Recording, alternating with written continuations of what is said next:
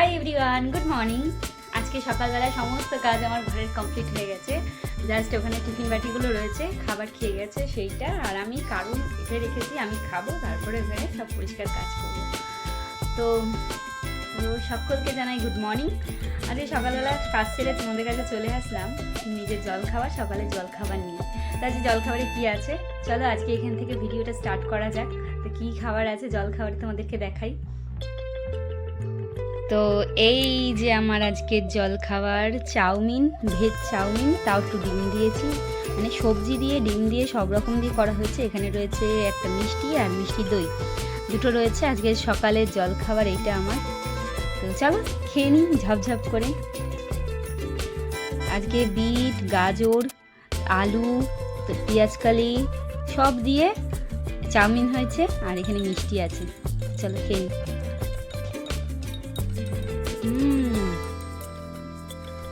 সকালের সমস্ত কাজ সেরে জল খাবার খেয়ে চলে এসেছি রান্নাঘরে। আজকে দুপুরের কি রান্না হবে তোমাদের সাথে শেয়ার করতে। আজকে রান্না হচ্ছে এখানে ডাল, আর ওখানে রয়েছে মাছ, তো আর আমি কাটছি সবজি। তো মা রান্না করছে, আমি সব হাতে হাতে জোগাড় করছি। তো কি কি সবজি কাটছি তোমাদেরকে দেখাই। দেখো, প্রথমেই মেথি শাক কাটতে বসেছি। আগে কেটে নিয়েছি বেতো শাক রান্না হচ্ছে, মেথি শাক রান্না হচ্ছে।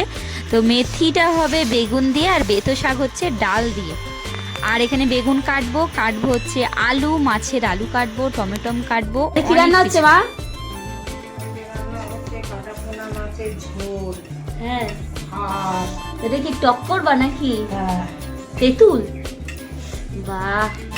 মাছের টক হবে, মোরলা মাছের টক, মেথি শাক ভাজা, বাহ। বেতো শাক দিয়ে ডাল, আলু ভাতে। বাহ, ভাত হয়নি এখনো? নামি দেবো?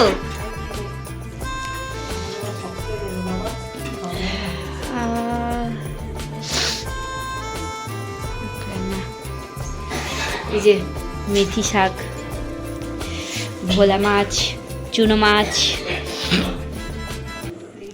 রান্না বান্না হয়ে গেছে, এখন বেজে গেছে প্রায় দুপুর 2টো মতন। বসে পড়েছি আজকে দুপুরের ভাত খেতে।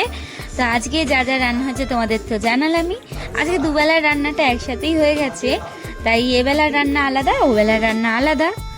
দুপুরবেলা ভাত টাত খেয়ে এখন বেজে গেছে সন্ধে প্রায় 7:30।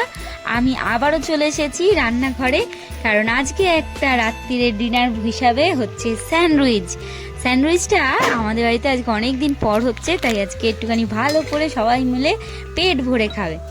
তো স্যান্ডউইচটা বেসিক্যালি আমাদের বাড়িতে হয় আগে প্রতিদিনই বলতে হতো, তো এখন এই তেল একটু কম খাওয়ার জন্যে এখন একটু কমই হয়, তাই অনেক দিন পর আজকে একটু স্যান্ডউইচ খাওয়া হবে।